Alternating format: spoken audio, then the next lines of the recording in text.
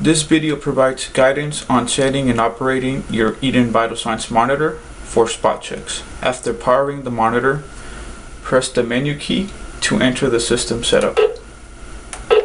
So we want to use the up and down arrow keys to highlight the system setup setting or tab and press the confirmation checkmark key. Next, identify the work mode setting and make sure it's set to, there's two options, spot and MONI for monitor. Make sure it's set to spot. If it's set to monitor, the system is constantly trying to sample SpO2. So if the sensor is not placed on the finger of the patient, it's going to trigger an alarm.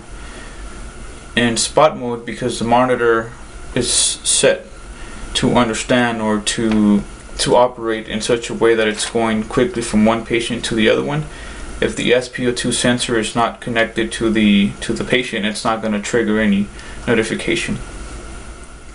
The other setting of interest is the SpHy volume. This is how you can adjust the intensity of the SpO2 pitch tone. We have medium, low, and high, and off. So we'll set it to low for the illustration of this video. Okay, next we press and select and exit to exit the system setup. Now we want to navigate to the NIVP setup.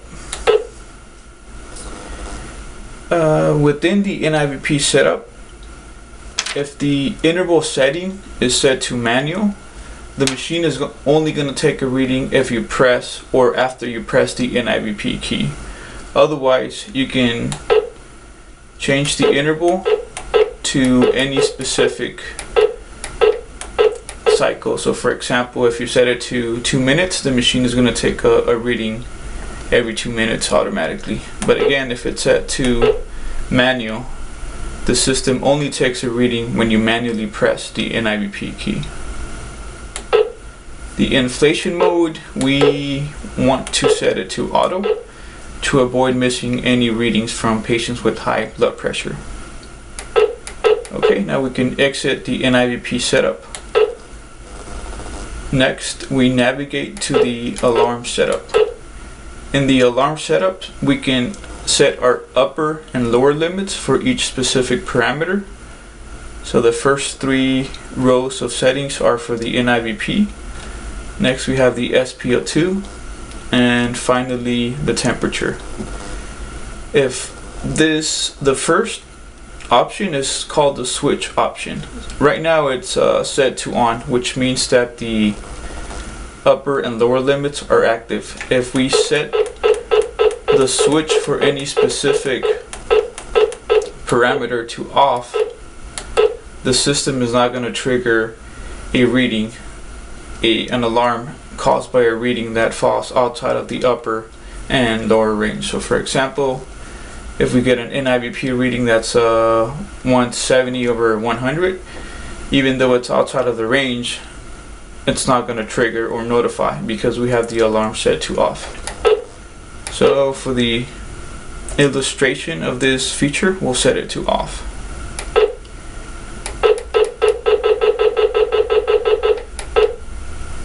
Okay, now we can exit the system menu. So if you concentrate on the NIVP section of the screen, there's going to be an alarm icon with an X over it, and that's to notify the operator that there's no active alarm monitoring for this parameter.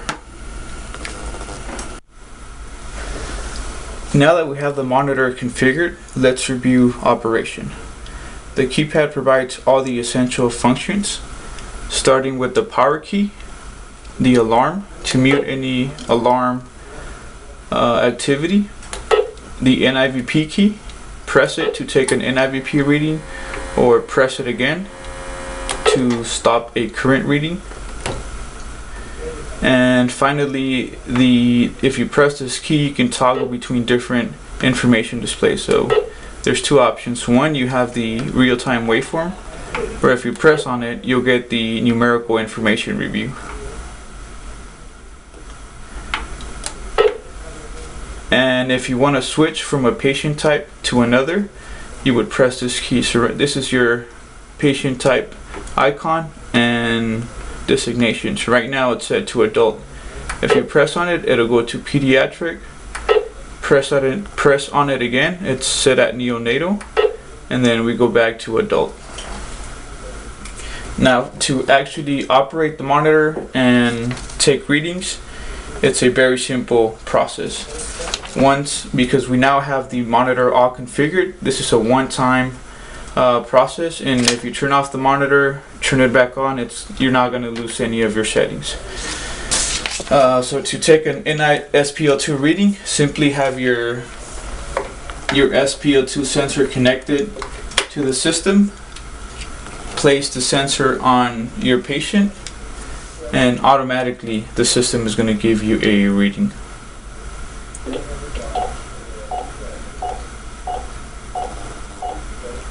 And because we have the monitor set to spot, if I remove the sensor, there's not going to be an alarm being triggered.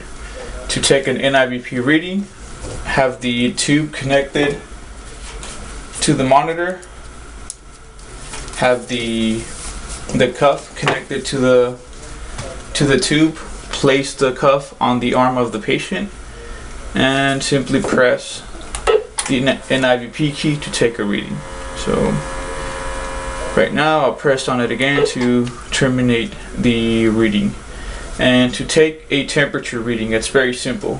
Remove the sensor from the chamber, place a cover on the sensor, and after you hear the beeping sound, that's the confirmation that the warm-up period is complete. So now take the sensor and place it on the patient's mouth as guided by the user manual.